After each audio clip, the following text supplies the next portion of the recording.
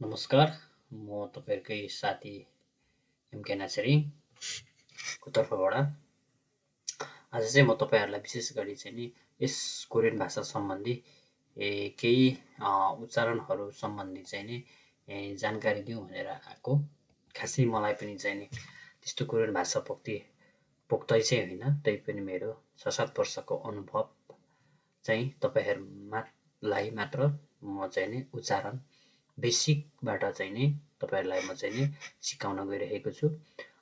र साथसाथै मेरो पनि खाली टाइम समय हुँदाखेरि के गर्दै बस्ने भन्दाखेरि अहिले चलेको इपिएस मार्फत चाहिँ कोरिया आउन चाहने विद्यार्थी भाइ बहिनीहरूको लागि एउटा उच्चारण विधि भए पनि चाहिँ भिडियो बनाएर युट्युब मार्फत चाहिँ नि अपलोड गर्यो भने केही सहज हुन्छ कि भन्ने उद्देश्यको साथ मैले तपाईँहरू मार्फत यो एउटा सानो मैले एउटा क्लिप बनाएको छु। के कस्तो लाग्छ तपाईँहरूले प्रतिक्रिया दिन सक्नुहुन्छ।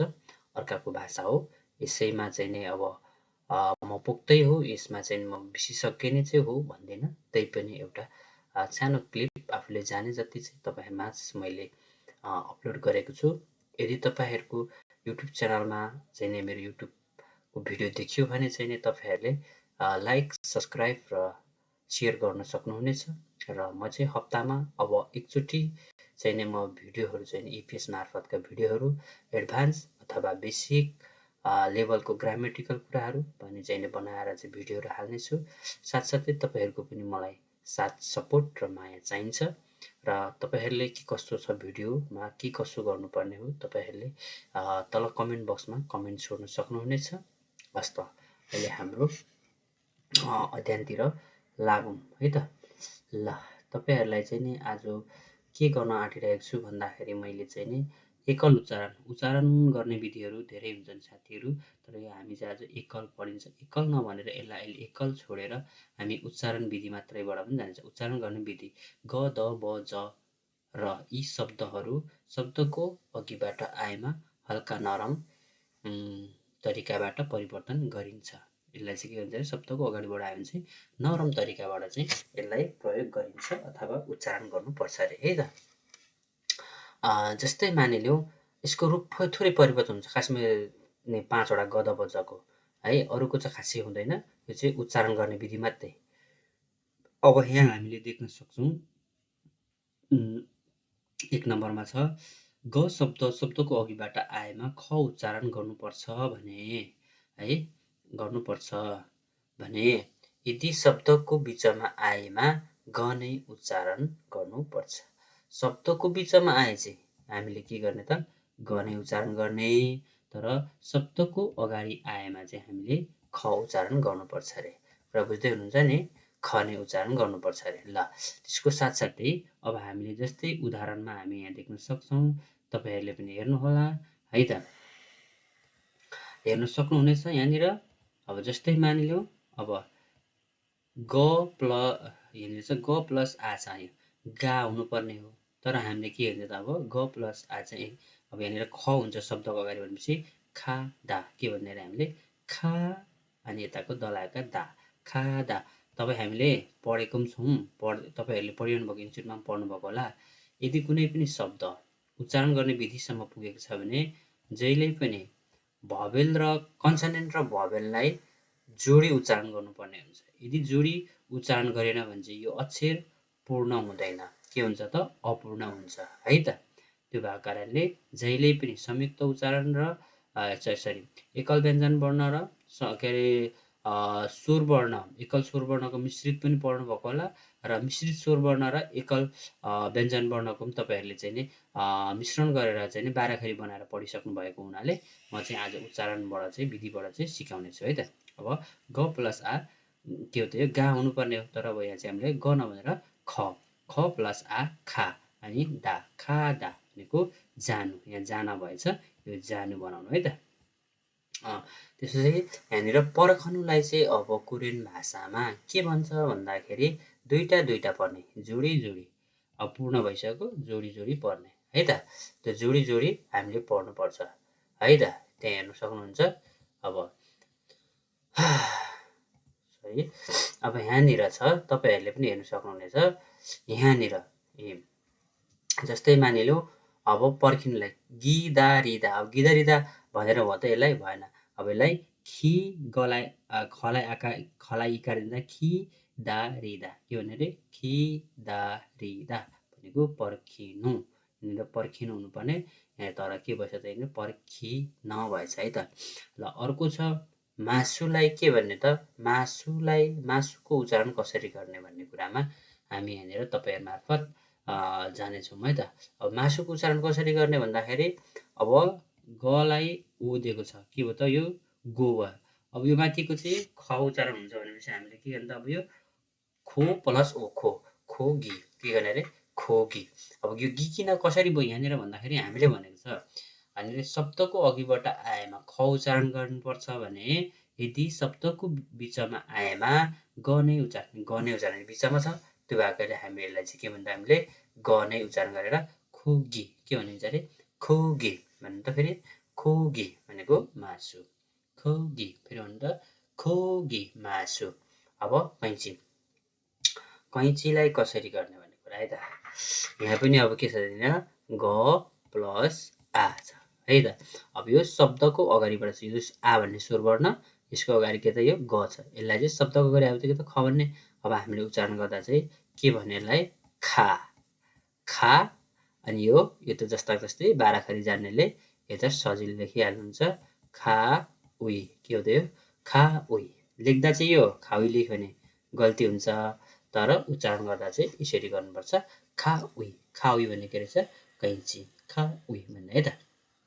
ल शब्दको अगाडिबाट आएमा के उच्चारण हुन्छ अरे ख उच्चारण हुन्छ अथवा ख उच्चारण गर्नुपर्छ भने शब्दको यदि बिचमा आएमा चाहिँ के हुन्छ अरे ग नै उच्चारण गर्नुपर्छ रे है त। अब हामी 2 नम्बरमा जान्छौँ। अब द शब्दमा अब यहाँ देख्न सक्नुहुन्छ द शब्दमा के भनेको छ भन्ने कुरा है। यहाँनिर हेर्न सक्नुहुन्छ द शब्दको अघिबाट आएमा थ उच्चारण गर्नुपर्छ भने यहाँनिर गर्नुपर्छ भने शब्दको सरी यहाँनिर मिस्टेक भएछ शब्दको के त यो गर्नुपर्छ यसलाई मेटाइदिउँ गर्नुपर्छ भने शब्दको बिचमा आएमा द नै उच्चारण गर्नुपर्छ अरे। शब्दको बिचमा आए चाहिँ द गर्ने तर शब्दको अगाडि आएमा चाहिँ थ उच्चारण गर्ने है। शब्दको अगाडि थ उच्चारण गर्ने र शब्दको बिचमा आएमा चाहिँ द उच्चारण गर्ने है त। शब्दको अब अगाडि आएको छ अब यहाँनिर शब्दको अगाडि आएपछि हामीले के गर्ने भनेको छ भन्दाखेरि हामीले थ गर्ने भनेको छ नि त। अब यहाँनिर यो भन्दा त द प्लस आ दा अनि र प्लस इरी दारी हो खास त है हुनुपर्ने पनि यही हो तर हाम्रो चाहिँ होइन एउटा हामी उच्चारण गर्ने विधिमा चाहिँ गइसकेपछि हामीले यसलाई दारी नभएर चाहिँ अब थ प्लस आ था अनि री थारी गर्ने के गर्ने अरे थारी गाई गर्ने के गर्ने अरे थारी गाई गरिदिने क्या बाहिर निस्किनुलाई। अब यो न प्लस आ ना गा दा अब यहाँ यो ग कहाँ छ भन्दाखेरि शब्दहरूको बिचमा छ। यदि शब्दको बिचमा आयो भने के हुन्छ अरे यो ग नै उच्चारण हुन्छ अरे। शब्दको बिचमा आएको छ यो यसको उच्चारण अब ग हुन्छ है त। ना गा दा फेरि भन्नु त ना गा दा है। अब यसको चाहिँ बाहिर निस्किनु।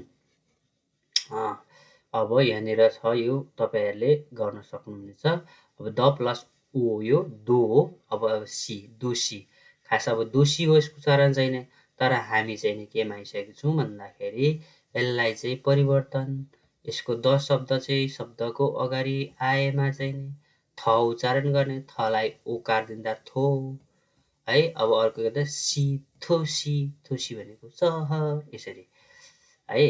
अब अर्को छ बाटोलाई के भन्ने त्यो तपाईँहरूले गर्ने है। अब अर्को 3 नम्बरमा ब शब्दको अघिबाट आएमा फ उच्चारण गर्नुपर्छ भने यदि शब्दको बिचमा आएमा ब नै उच्चारण हुन्छ के हुन्छ अरे यो चाहिँ शब्दको बिचमा आएमा यो ब नै उच्चारण गर्नुपर्छ अरे है। शब्दको अघि आएमा फ गर्ने तर बिचमा आए ब नै गर्ने के को उच्चारण यो ब को उच्चारण है। ब शब्द चाहिँ शब्दको अघिबाट आएमा फ उच्चारण गर्नुपर्छ भने यदि शब्दको बिचमा आएमा ब नै उच्चारण गर्नुपर्छ। जस्तै ब प्लस आ बा, बादा, बादा हुनुपर्नेमा तर हामीले यसको उच्चारण चाहिँ अब फादा गरिन्छ। के गरिन्छ अरे फादा, फादा है, फादा। फेरि भन्नु त फादा है, फादा भनेको समुद्र रहेछ। अब पाइन्टको उच्चारण कसरी गर्ने त यो? अब खासमा ब प्लस आ बा हो तर फा, फा, फा जी के गर्ने अरे फा जी है। मूर्खलाई के भन्छ? ब प्लस ओ बो अनि आकाश बा, बुवा। अनि यो त के हुन्छ? यो त गर्दाखेरि चाहिँ फ्वा हुनुभयो के, फ्वा, फ प्लस उ प्लस आ, फ्वा, फ्वा बो, फ्वा बो, फ्वा बो, बुवाबो नभनेर यसलाई फ्वाबो, बुवाबो नभनेर यसलाई के अरे फ्वाबो, फ्वाबो भनेको मूर्ख। उदाहरणको लागि उदाहरणमा हेर्ने फोगी, फोगी भनेको के रहेछ? उदाहरण के रहेछ अरे फोगी, फोगी मुन्जे, फोगी भनेको के हो त्यो? उदाहरण है, बोगिन भन्ने। अब ज शब्द शब्दको अघिबाटमा आएमा छ उच्चारण गर्नुपर्छ भने यदि शब्दको बिचमा आएमा ज नै उच्चारण गर्नुपर्छ। शब्दको अगाडिबाट आएमा चाहिँ नि छ उच्चारण गर्ने तर शब्दको बिचमा आएमा चाहिँ ज नै उच्चारण गर्नुपर्छ अरे। जस्तै सुत्नु, सुत्नुलाई हामीले कसरी उच्चारण गरिन्छ? अब छ, यो छ, अब यो छलाई हामीले अब के जलाई चाहिँ हामीले के त छ भन्नेमा परिणत गर्नु। अब छलाई आकार दिँदा छ अनि दलाई आकार दा, छदा, सुत्नु। केटीलाई के भन्छ? यो जा, यो जा के भने अरे यो जा। ज शब्द चाहिँ शब्दको बिचमा आएमा नि ज नै हुन्छ भनेको चाहिँ परिवर्तन हुँदैन क्या। यो जा प्रायलाई के भन्ने? जाजु नभनेर छाजु, ज प्लस आजा, ज प्लस आजा अनि ज प्लस उ जु, छाजु है, छाजु। सिटलाई के भन्ने त्यो तपाईँहरू गर्न सक्नुहुन्छ है त साथीहरू। हस् त इपिएस मार्फत चाहिँ नि कोरिया आउने साथीभाइ बहिनीहरू सबैलाई मेरो भिडियो के कस्तो लाग्छ तपाईँहरूले जानकारी दिन सक्नुहुनेछ। मैले सके जति चाहिँ तपाईँलाई सर्टकट रूपमा र छोटो सरल रूपमा चाहिँ भिडियोहरू बनाएको छु। मेरो भिडियोलाई चाहिँ तपाईँहरूले चाहिँ नि नबुझेको खण्डमा यसलाई चाहिँ नि एकछिन रोक्दै गर्दै तपाईँहरूले चाहिँ नि हेर्न सक्नुहुनेछ भन्दै